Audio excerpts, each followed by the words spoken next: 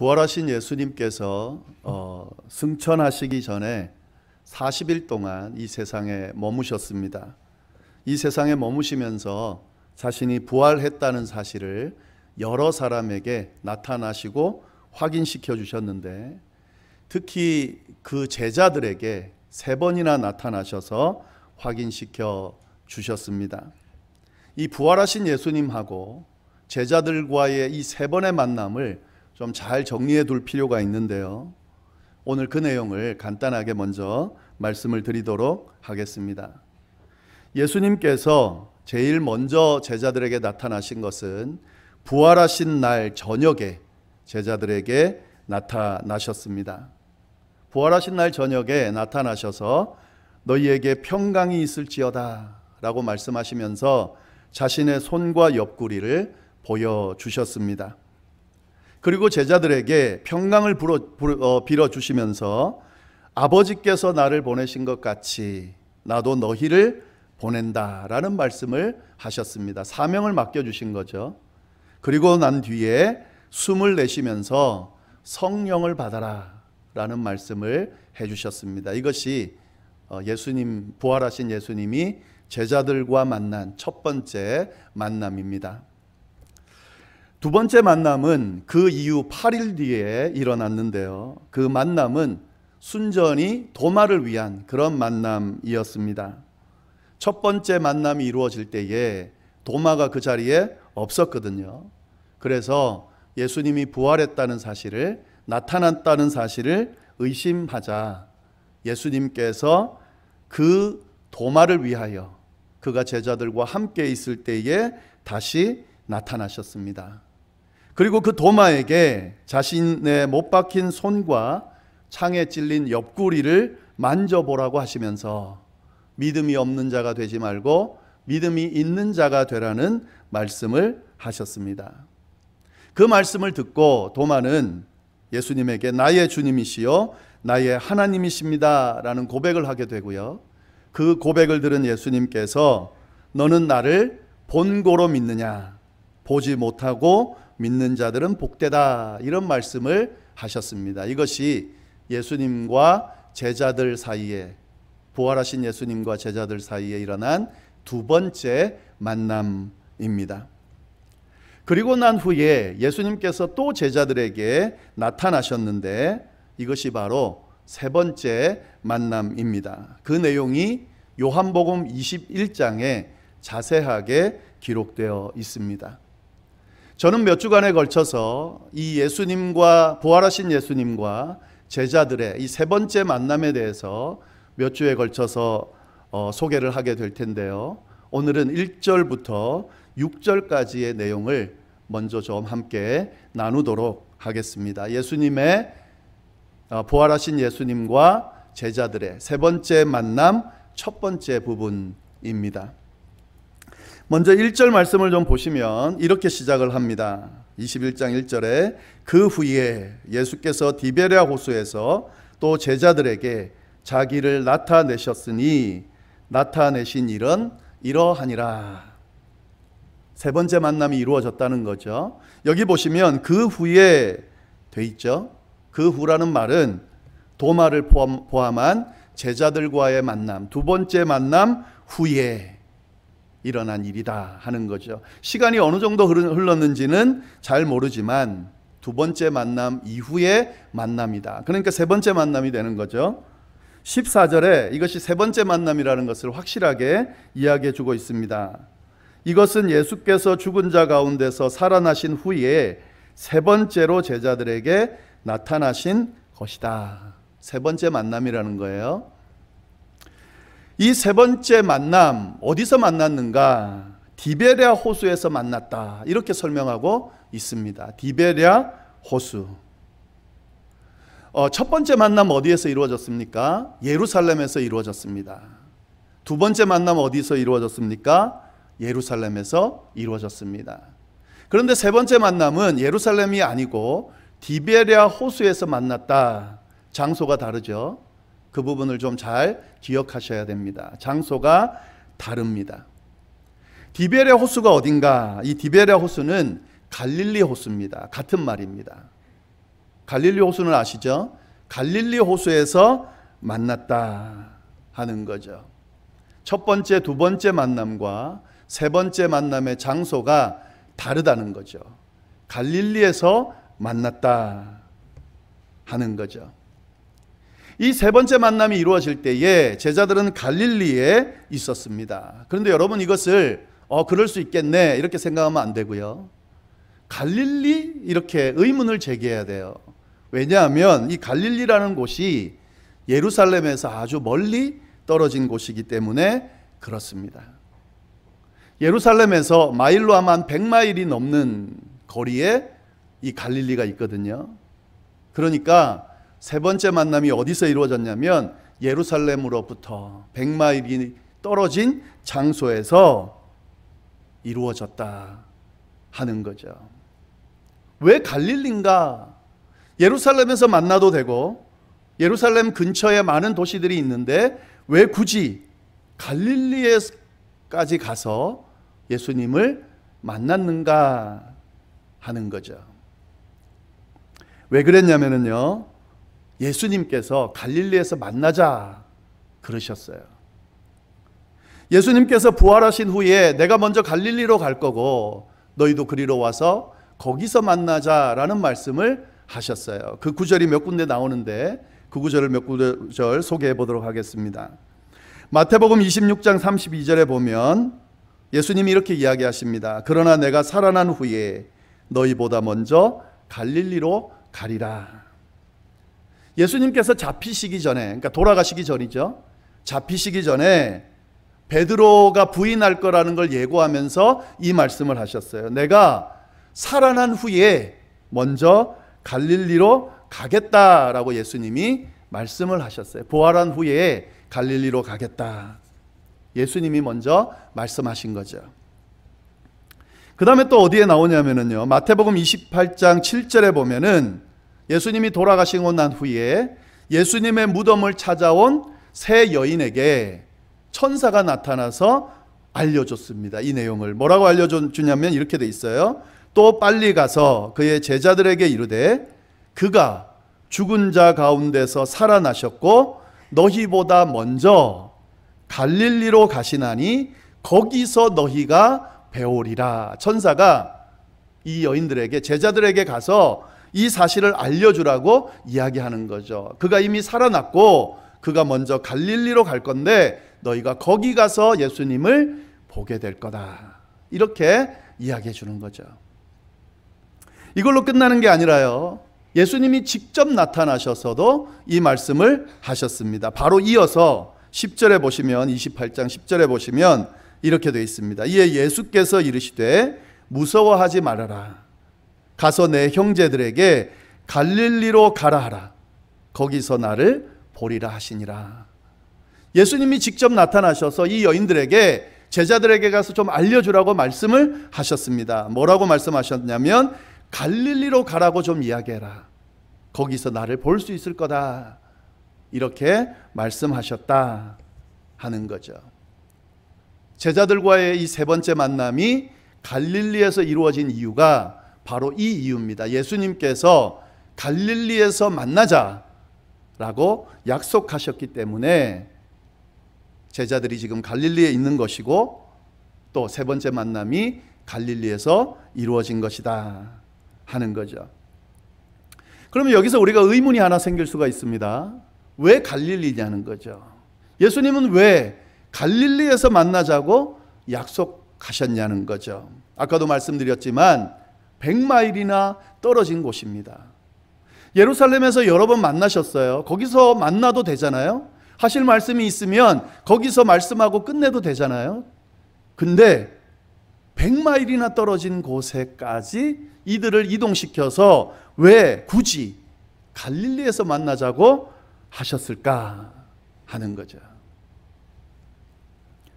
갈릴리가 어떤 곳인지를 들어보면 왜 예수님이 갈릴리에서 만나자고 하셨는지 이해가 될 겁니다.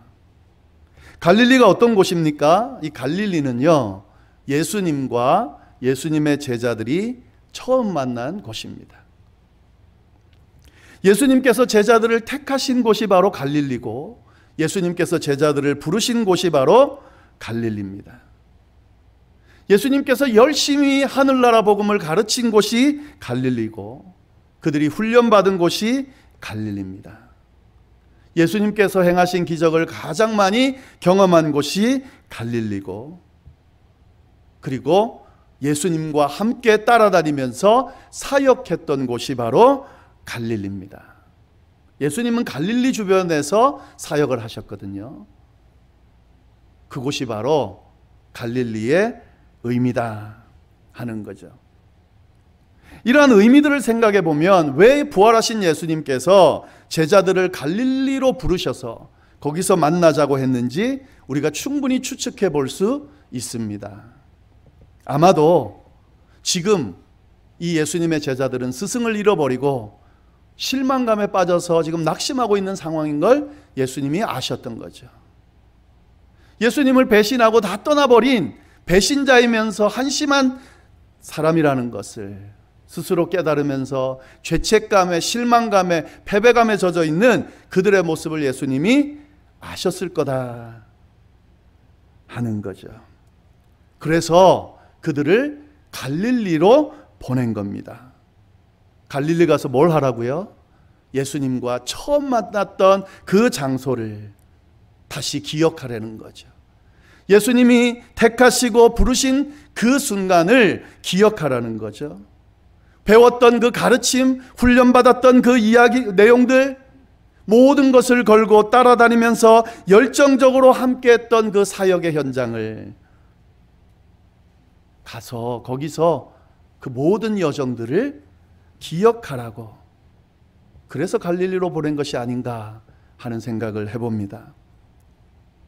예수님께서 가르치셨던 그 가르침, 그때 그 감동과 열정을 회복하기를 원하는 마음으로 그들을 갈릴리로 보낸 거죠. 이제 예수님이 다시 승천하게 되면 이들이 예수님께서 맡기신 그 사명을 감당해야 되는데 그 사명을 잘 감당하게 하기 위하여 예수님과 함께 했던 그 순간으로, 그 장소로, 그 기억으로 데리고 가신 거죠.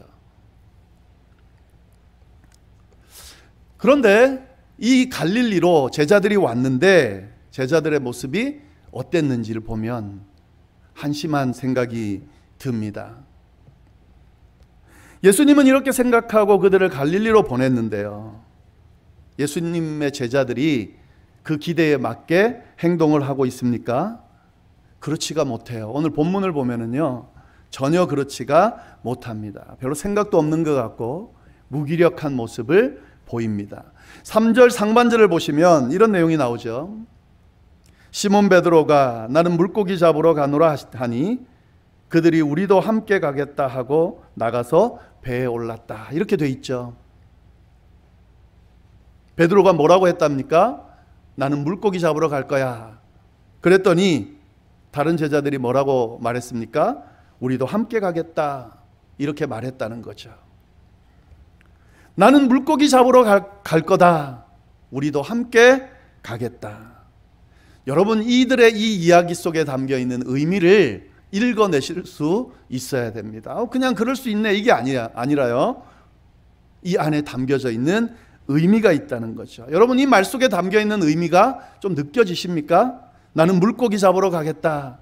나도 함께 가겠다. 어떤 확고한 의지를 가지고 내가 고기를 잡으러 가야지 하는 그런 느낌이 드십니까? 나도 먹고 살아야 되니까, 이제 먹고 살아야 되니까 생계를 위해서 난 이제 고기나 잡아야겠다. 이제 다 잊어버리고 예전에 하던 그 고기 잡는 일을 다시 해야 되겠다. 뭐 이런 의지를 가지고 그렇게 고기 잡으러 가야겠다. 이렇게 말하고 이렇게 행동한 것처럼 보이십니까? 아무리 봐도요, 그런 느낌은 아니에요. 어떤 느낌이 드십니까? 에이, 고기나 잡으러 가야지. 이런 느낌으로 지금 이야기하고 있다는 거죠. 진짜 원어에 나와 있는 내용을 잘 들여다보면 그런 어투로 이야기를 한 겁니다. 에이, 고기나 잡으러 가야겠다. 그래? 나도 따라가야겠다.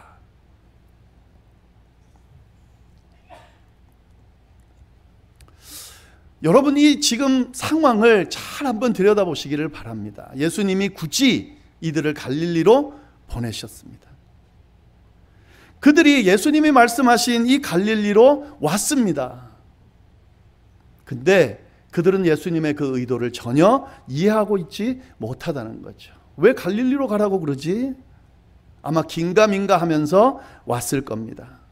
예수님이 그 장소로 가라고 말씀하셨기 때문에 한번 가보자 하고 왔을 거예요. 별로 기대하지 않고. 근데 왔는데 정말 별로 기대하지 않은 것처럼 그런 상황이 벌어지는 거예요. 예수님이 계셨습니까? 안 계시는 거죠. 기다렸는데 나타났습니까? 나타나지 않았습니다.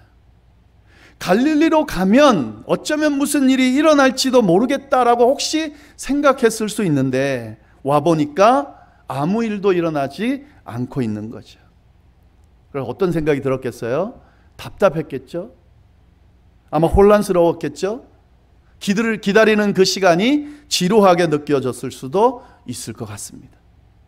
아마도 성질이 급한 베드로는 이런 상황이 받아들여지지 않아서 그냥 멍하니 있는 것보다는, 아무것도 안 하고 기다리는 것보다는 고기나 잡아야겠다 하고 나선 것으로 보입니다. 답답하니까 그냥 고기나 잡으러 가야겠다. 다른 게 별로 할 게 없으니까 고기나 잡으러 가야 되겠다. 예전에 그냥 하던 일이니까 고기나 잡으러 가야겠다 하는 마음으로 고기 잡으러 가겠다, 이렇게 이야기를 하는 거죠. 그리고 제자들도 우리도 같이 갈래 하면서 나서고 있는 거죠. 이들의 모습 속에서 어떤 의미도, 어떤 열정도, 어떤 감정도 느껴지지 않는 그런 행동을 이 사람들이 하고 있습니다. 예수님의 기대와 이들의 행동이 이런 차이가 있는 거죠. 고기나 잡으러 간 이 사람들의 행동, 그 행동의 결과가 어떻게 나타났습니까? 3절 하반절에 보시면 그들의 행동의 결과가 잘 표현되어 있습니다. 그렇게 배에 고기 잡으러 올랐으나 뭐라고 되어 있냐면 그날 밤에 아무것도 잡지 못했다. 고기나 잡으러 가자 하고 나갔는데 고기 잡았습니까? 못 잡았다는 거예요. 그들의 행동에 대한 결과, 아무것도 잡지 못했다는 거죠. 여러분이 아무것도 잡지 못한 이것을 그냥 그럴 수 있지 이렇게 보시면 안 돼요. 잘 들여다보셔야 돼요. 굉장히 평범하지 않은, 일반적이지 않은 일이 지금 일어난 겁니다. 그들이 아무것도 잡지 못했다. 사실 이거는 평범한 게 아니에요. 왜냐하면 이 사람들은 어부 출신들이에요. 전문가들이에요. 고기 잡는 거에 대해서. 근데 아무것도 잡지 못한 거예요. 전문가인데 아무것도 잡지 못했다. 한 마리도 잡지 못한 거잖아요. 전문가인데 한 마리도 잡지 못했다. 이거는 일반적이지 않은 모습이에요. 지금 그런 결과가 나타났다는 거죠. 그리고 또 한 가지 더는 밤에 고기를 잡으러 갔는데 아무것도 잡지 못했다. 이렇게 되어 있습니다. 밤에, 여러분 이것도 잘 보셔야 돼요. 밤이라는 시간은 뭐냐면 고기가 물 위로 떠오르는 그런 시간이에요. 그러니까 고기를 잡으러 한다면 제일 많이 잡을 수 있는 시간이 바로 밤이에요. 고기가 제일 많은 시간, 제일 잘 잡히는 시간 정확히 알고 고기 잡으러 갔는데 어떻게 됐다는 거예요? 한 마리도 못 잡았다. 이렇게 되어 있는 거예요. 전문가들이 고기가 많은 시간에 고기를 잡으러 갔는데 아무것도 잡지 못한 상황이 바로 오늘 상황이라는 거죠. 또 한 가지 더 생각해 볼 것은요, 이 사람들이 고기를 얼마나 어느 기간 동안 잡았겠습니까? 한두 시간 하고 말았을까요? 아니에요. 동이 틀 때까지 했다고 그랬거든요. 그러니까 밤새 고기를 잡은 거예요. 한 번 노력해서 만 것이 아니라 여러 번 오랜 시간 시도를 했다는 거예요. 오른쪽에다가도 그물을 내리고 왼쪽에다가도 그물을 내리고 이쪽에서도 그물을 내리고 저쪽에서도 그물을 내리고 아마 노력의 노력을 최선의 최선을 다했을 거예요. 그런데 어떻게 했다는 거예요? 한 마리도 못 잡았다는 거죠. 여러분 이 의미를 좀 잘 보셔야 돼요. 평범하지 않은 결과가 나타났다는 거죠. 전문가가 고기가 많은 시간에 열심히 노력을 해서 시도를 했지만 한 마리도 잡지 못했다. 왜 이런 결과가 나왔을까요? 왜 그들은 한 마리도 잡지 못했을까요? 물론 우리가 그냥 단편적으로 생각할 때에 당연히 이런 결과가 나왔을 거라 추측할 수 있습니다. 왜냐하면 에이 고기나 잡으러 가자. 여러분 이런 태도로 고기 잡는다고 할 때 잘 잡겠습니까? 그렇지 않겠죠. 에이 그냥 이거나 하자. 어떤 일도 에이 이거나 하자 대충 접근해 가지고는 좋은 열매를 맺을 수가 없습니다. 에이 고기나 잡으러 가자. 할 거 없으니까 가자. 답답하니까 가자. 이렇게 갔으니 당연히 잡을 수 없겠죠. 잘 잡기가 힘들겠죠. 그런데 성경은 그 이야기를 하려는 건 아니고요. 그리고 그렇다 하더라도 한 마리도 잡지 못하는 것은 이상해 보입니다. 왜 한 마리도 잡지 못했을까? 다른 이유가 있어요. 성경이 말하고자 하는 이유가 있습니다. 그 이야기를 우리가 찾아낼 수 있어야 돼요. 왜 그들이 밤새 수고했는데도 불구하고 고기를 한 마리도 잡지 못했을까? 여러분, 그 사람들이 누구인지를 다시 한번 찬찬히 들여다보시기를 바랍니다. 예수님의 제자들은 이제 더 이상 어부가 아니에요. 어부였지. 예수님을 만난 이후에 그들의 인생이 바뀌었습니다. 그들은 더 이상 고기를 잡는 어부가 아니고 사람을 낚는 사명자가 됐습니다. 예수님의 제자가 됐습니다. 그들의 정체성이 완전히 바뀌었어요. 그런데 지금 그들이 하는 행동은 무슨 행동입니까? 바뀐 정체성의 모습으로 그 행동을 하는 게 아니라 옛날 모습, 바뀌기 전의 모습, 그 모습에 맞는 일을, 그 모습의 일을 하고 있다는 거죠. 정체성에 맞는 일을 해야 됩니다. 바뀐 모습에 맞는 일을 해야 됩니다. 그런데 그렇지 못하다는 거죠. 있어야 될 자리에 있지 못하고, 해야 될 일을 하지 못하고, 있어야 되지, 있지 말아야 될 일, 하지 말아야 될 일을 하면서 열심을 내고 있는 거죠. 그러니까 열매가 없는 거예요. 갈릴리로 왔어요, 여러분.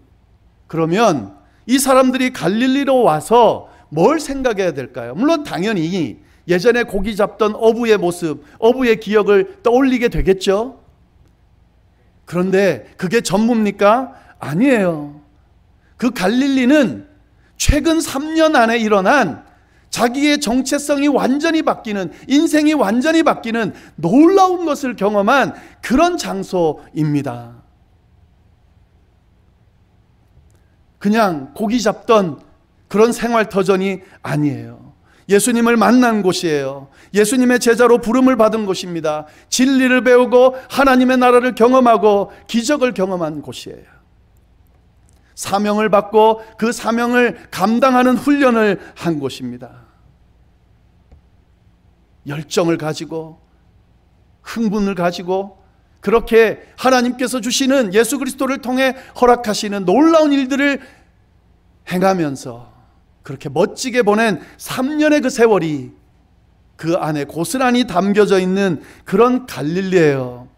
근데 이런 것을 생각하지 않고 이건 완전히 잊어버리고 그저 옛날 그 모습, 고기 잡던 어부의 모습으로 돌아가 고기를 잡고 앉았으니 좋은 열매를 맺을 수 있겠습니까? 없는 거죠. 그들은 갈릴리로 부르신 예수님의 의도를 제대로 파악하지 못했습니다. 그러니까 열심히 노력하는데 최선을 다했는데 아무것도 얻지 못하는 그런 열매 없는 그런 모습을 지금 보이고 있는 거죠.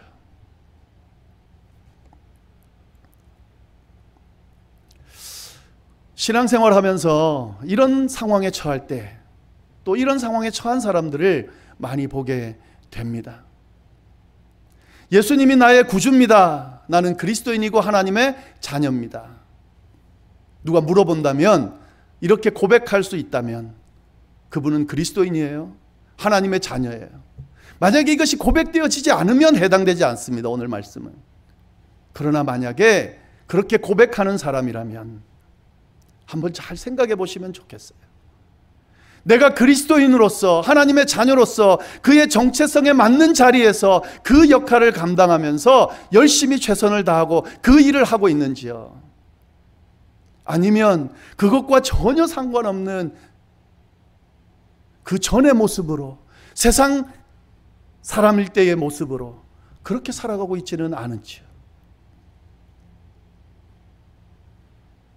세상 사람들과 뭐가 다른가 물었을 때에 나는 달라라고 당당하게 말할 수 있는 그 자리에서 그 일을 하고 계신지요? 아니면 세상 사람과 우리가 전혀 구별되지 않는 그런 자리에서 그런 걸 목적으로 그 열심을 내고 그렇게 살고 있지는 않은지. 내가 아무리 노력해도, 아무리 애를 써도 텅 빈 열매 없는 삶을 사는 것 같다. 의미 없는 삶을 살아가는 것 같다. 내 삶의 지금 모습이, 과거의 모습이, 지금 모습이, 미래의 모습이 왜 이렇게 의미가 없이 느껴지냐? 혹시 이런 생각이 드는 분이 있다면, 혹시 그 자리가, 그 하고 있는 일이 있어야 될 자리, 있어야 될 일을 하지 않고 예전 그 정체성, 옛날 모습으로 그냥 세상 사람들과 전혀 다를 바 없는 그런 모습으로, 그런 삶을 혹시 살아가고 있지는 않은지 점검해 보셔야 됩니다. 만약에 그렇다면 당연한 결과예요. 지금 제자들이 그러고 있다는 거죠. 그런 그들에게 예수님께서 나타나셨어요. 그러면서 질문을 하세요. 한번 말씀 보실까요? 4절. 날이 새어갈 때에 예수께서 바닷가에 서셨으나 제자들이 예수인지를 알지 못하는지라. 예수께서 이르시되 얘들아 너희에게 고기가 있느냐? 대답하되 없나이다. 예수님께서 나타나셔서 질문을 하세요. 물론 이 사람들은 예수님인지 정확히 보지는 못하는데 예수님이 뭐라고 물으시냐면 얘들아 고기가 있냐? 이렇게 물어보세요. 여기서 얘들아 라고 하는 것은 부모가 자녀를 부를 때에 말하는 그런 친근한 표현이에요. 제자들을 향해서 부모와 같은 마음으로, 그런 마음으로 지금 이 제자들을 부르고 계십니다. 그러면서 뭐라고 물으시냐면 고기가 있냐? 이렇게 물으세요. 고기 좀 잡았냐? 하는 그런 말인데, 여러분 이 질문 안에 담겨 있는 예수님의 마음을 좀 느끼셔야 돼요. 진짜 고기 얼마나 잡았는지 궁금해서 물어보셨을까요? 예수님 다 알고 계시고 물으시는 거잖아요. 얼마 잡았는지 묻는 게 아닙니다. 이미 잡지 못했다는 걸 예수님이 알고 계셨을 거예요. 그러면 왜 이렇게 물으셨냐?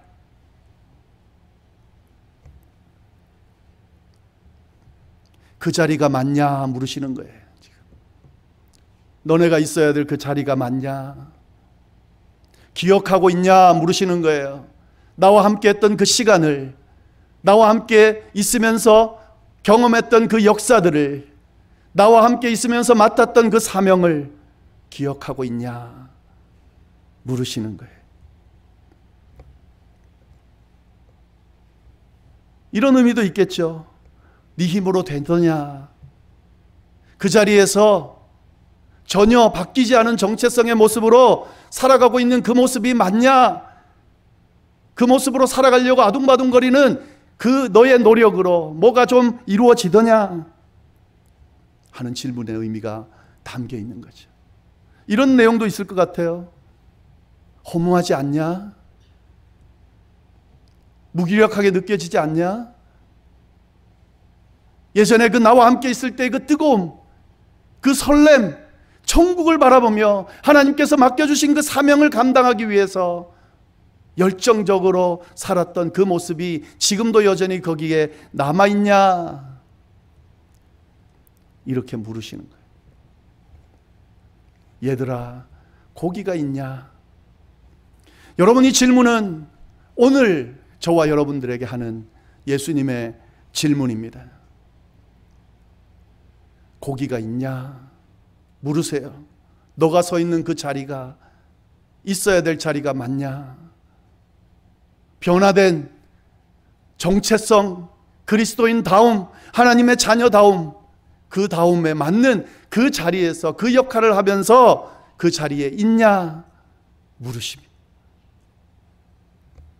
혹시 허무하지 않냐? 혹시 열심히 노력하는데도 열매가 맺어지기보다는 내가 왜 이런 인생을 살아야 되지? 내가 왜 이런 열심을 내야 되지? 혹시 허무하게 느껴지지는 않냐? 물으세요. 열심히 해보지만 무기력하게 느껴지지 않냐?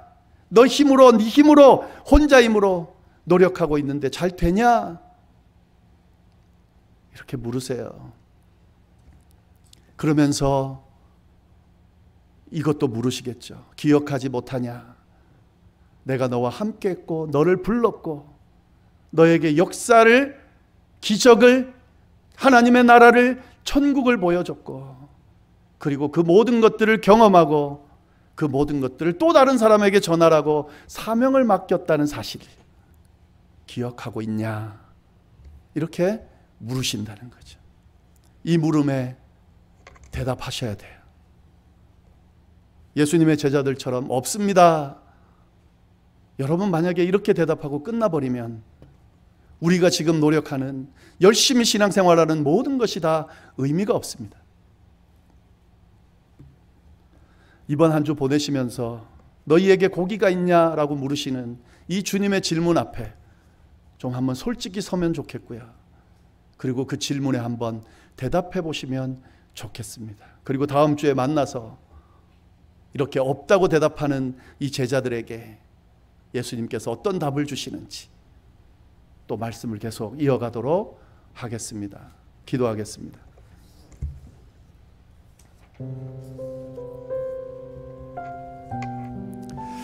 너희에게 고기가 있느냐?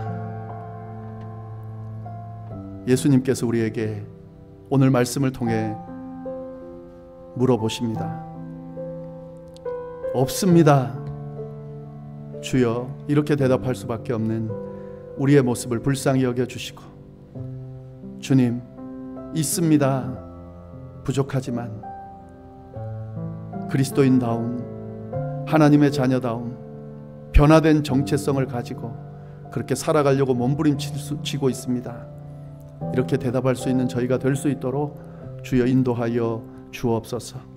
주님의 이 질문 앞에 적나라하게 서게 하시고 내 정체성, 내 모습, 내 목적, 내 방향성 무엇인지 다시 점검하는 그런 귀한 시간이 될 수 있도록 주여 인도하여 주옵소서. 주님께서 우리를 바꿔주셨습니다. 주님께서 우리를 변화시켜 주셨습니다. 주님께서 우리의 삶을, 우리의 모든 것을 완전히 새롭게 만들어 주셨습니다. 그런 우리의 삶을, 우리의 모습을 회복하는, 바로 아는, 바로 드러내는 우리의 삶이 될 수 있도록 주여 역사하여 주옵소서.